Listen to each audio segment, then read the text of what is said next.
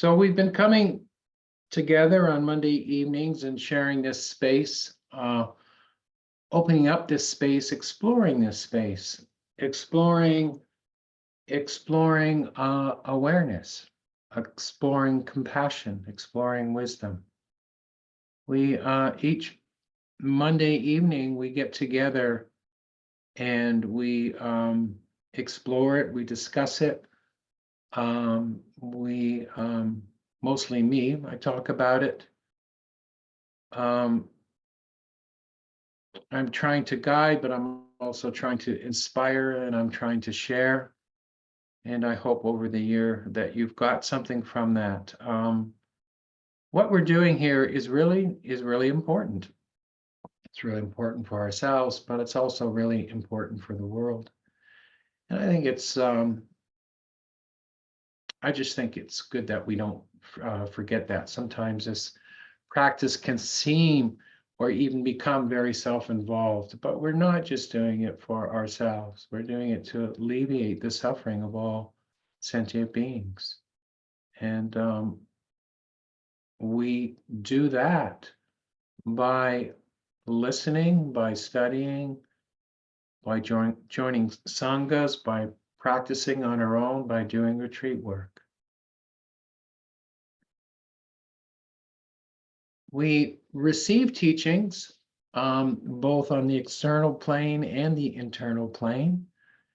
And really the point is to embody them, is to bring them to life.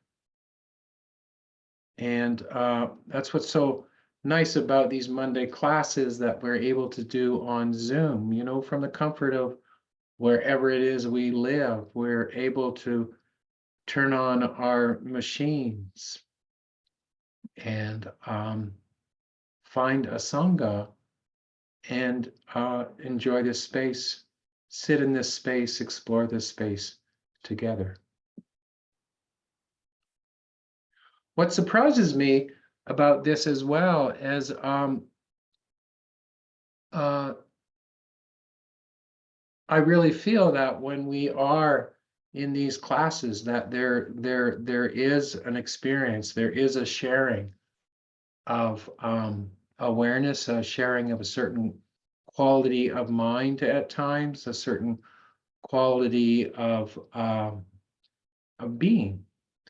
And somehow we're able to share that in this space, in this place.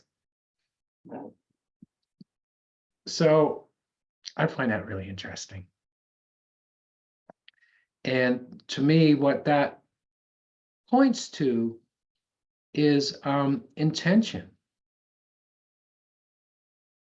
It actually points to a few things, but one of the things that it points to is intention. We have this intention to meet. We have this intention to learn. We have this intention to go deep, to go inside, and to explore, and to listen. And when we apply that intention over and over again, then it bears fruit. It bears fruit. So I hope with you all that you feel the same way as I do, that you have a sense of that you have a sense of that, and you continue on with this intention to awaken, to wake up to ourselves and to the world around us. The intention to live a life that is noble. And how do we do that in this world, huh? How do we do that in this world, where there's just so much of the other? And how we do it is what we are doing here, you know, and what people have done for time immemorial. You know, it's been It's this intention to explore the heart, to explore our experience. And through this effort, we begin to awaken.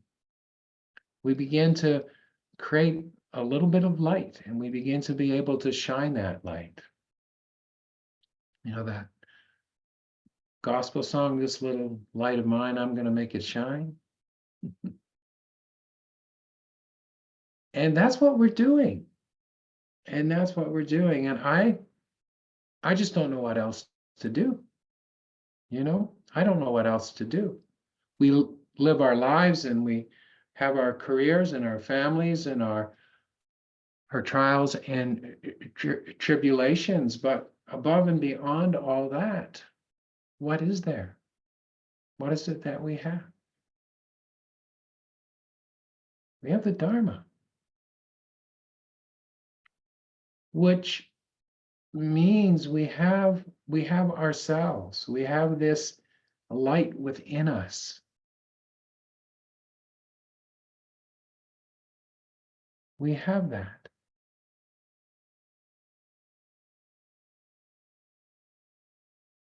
And our intention, my intention, is to explore that and to nurture it and to investigate it and to allow it to grow, to allow it to be.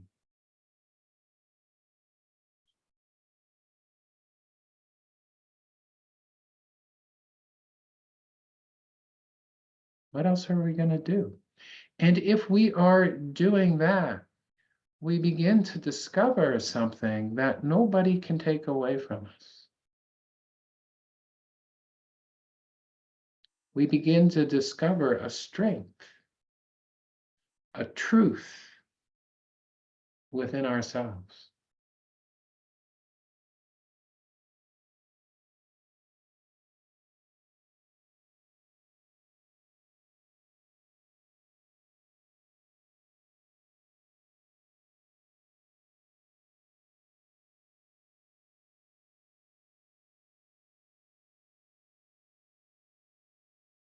And whatever else we do with our lives, whatever circumstances we find ourselves in, if we are truly connected with this, if we can truly hear this sound, then we've done something really worthwhile with our time. And there's so much noise out there about what we should be doing, about what makes you good, what makes you bad, what makes you a success, what makes you a failure.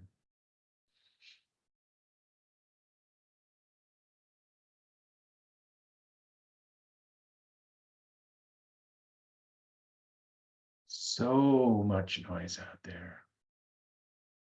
So many storylines.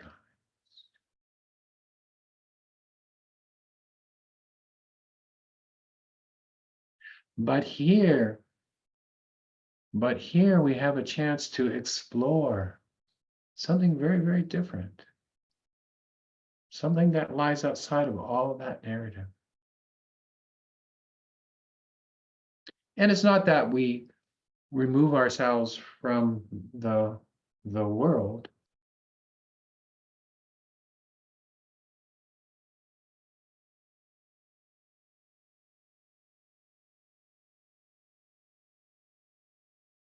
But we're able to move through the world in a way that we're not buying into somebody else's ideas about who we should be or what we should be.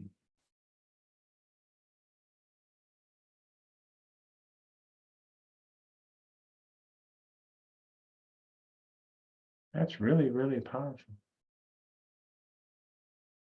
The Buddha said, be a light unto yourself.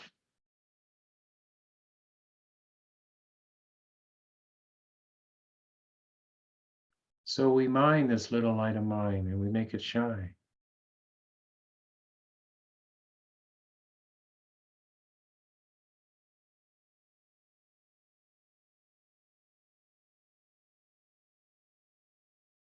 And it's an idea that I'm expressing, but it's much more than that. It's and I can say it like this: it's an energetic experience. It's an energetic experience in the body, in the mind.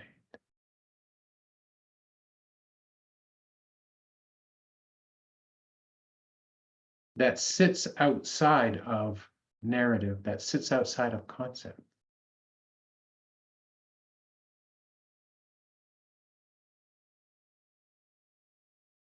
It's a way of being.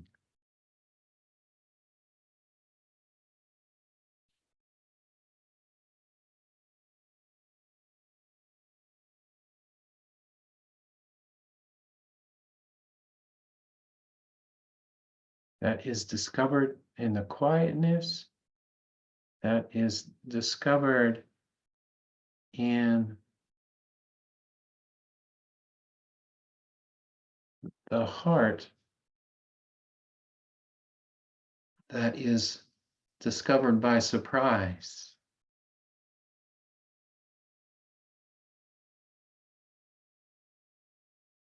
We work with intention and we open up.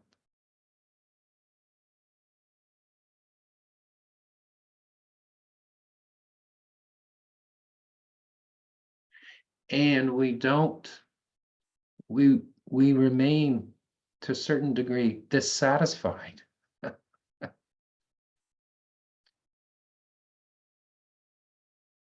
have a little bit of dissatisfaction there. It's not like, oh, I've reached I've reached this place, I'm good. You got to keep mining. We got to keep moving forward. We have to keep expanding.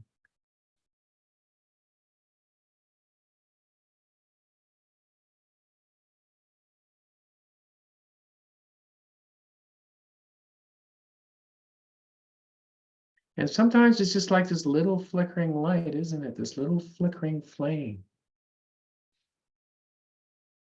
And we protect it. We do the things that keep the wind from blowing it out. We stay away from situations that are going to blow it out. We take care of ourselves, our body, our mind.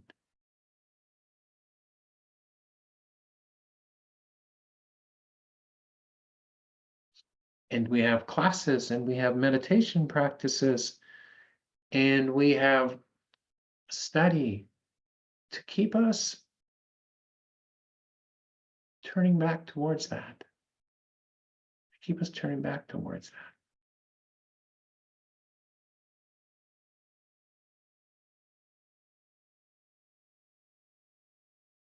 And when we get messed up, and when we see ourselves on those days where you look at yourself and you're like, oh, I'm still this, that, or the other, we don't take it too seriously.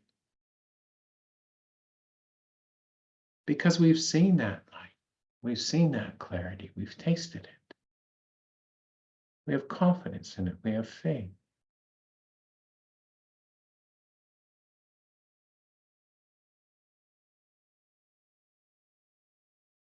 And sometimes that takes a lot of effort.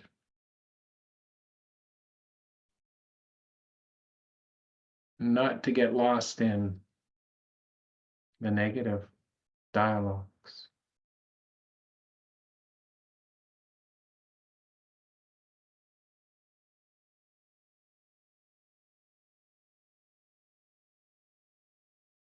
But we persevere.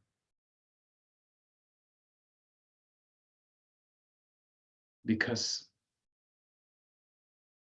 we've seen the light, we've seen the clarity, we've seen the peace.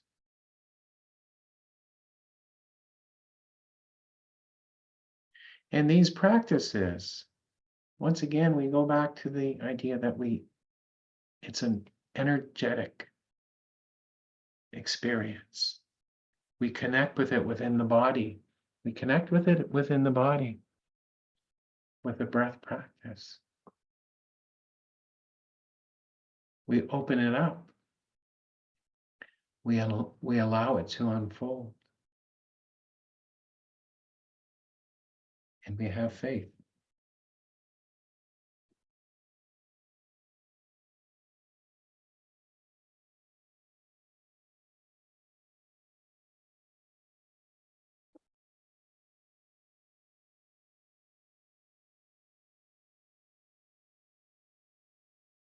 Have those days where I'm really stuck. I'm really stuck. What is that? It's a mental state, right? You've learned that. It's a mental state. It's a texture. It's a feeling. And it comes and it goes. Maybe it comes back again and again and again, but it's based on conditions. It's not part of the light.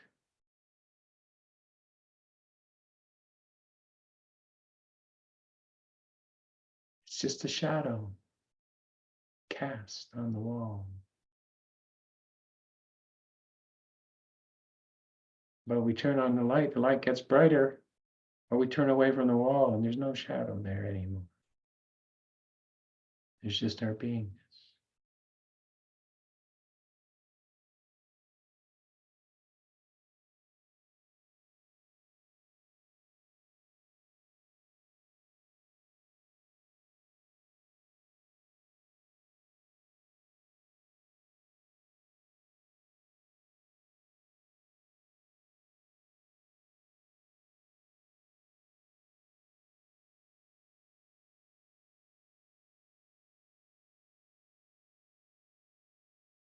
Mm-hmm.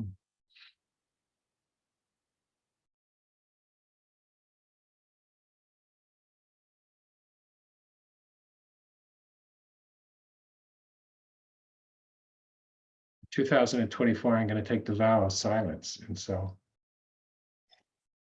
I'm still going to have classes, but I'm just going to stare at the screen. See how that works.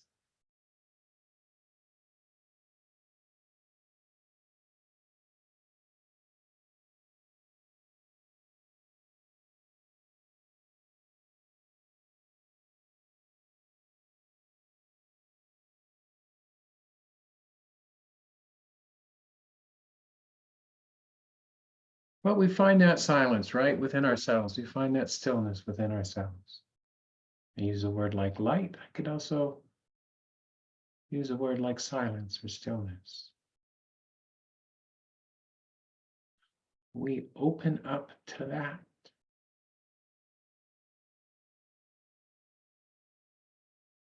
Instead of listening to the content of mind, listen to the silence. Listen to the stillness. It's there. Listen to that.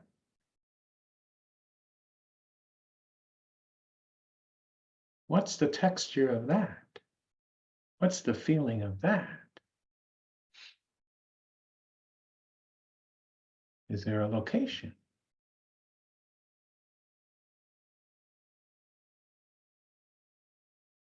The meditation that we're doing with the breath work brings us to that point, right? It brings us to that point.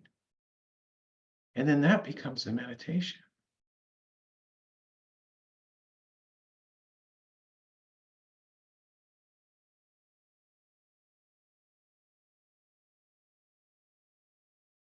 We stay connected with the body, we stay connected with the breath, but we open up into that quietness. We use the word calm to begin with, but it's much, much more than calm.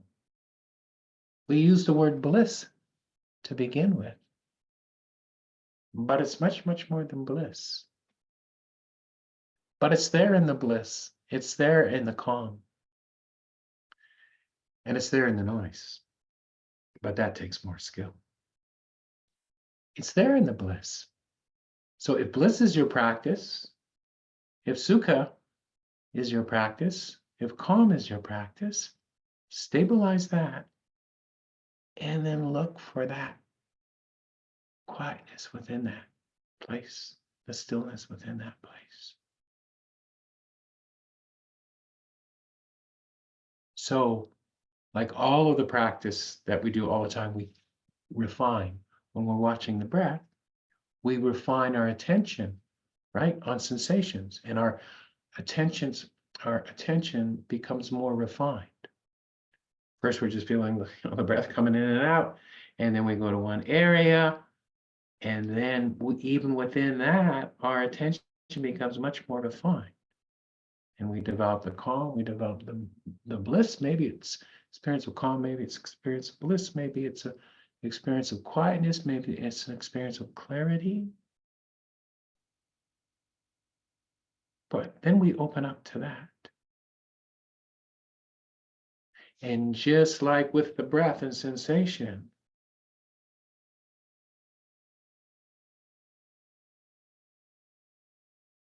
we go into that. We look deeply into that.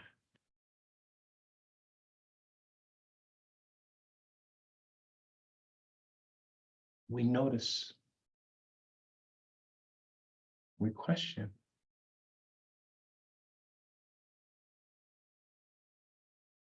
And when I say question, mostly I mean we look. We look with attentive stillness.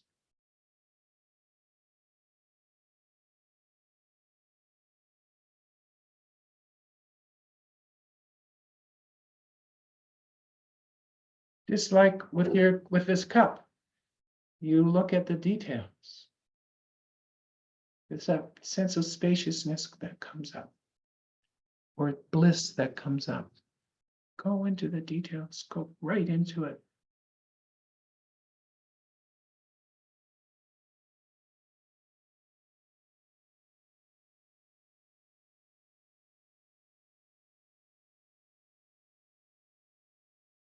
The stillness also, the watchfulness, the stillness, the quietness also implies a sense of equanimity.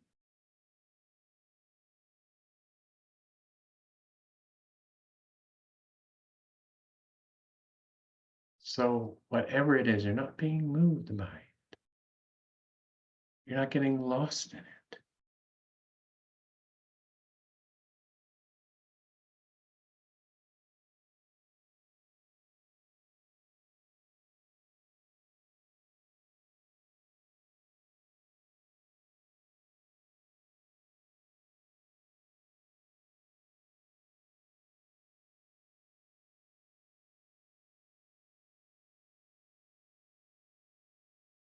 And then you take that experience, right, and you work with it during the day.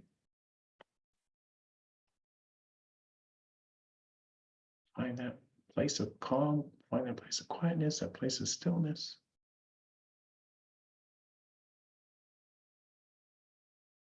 It's embodied in you, it's in your body. And then you find it during the day.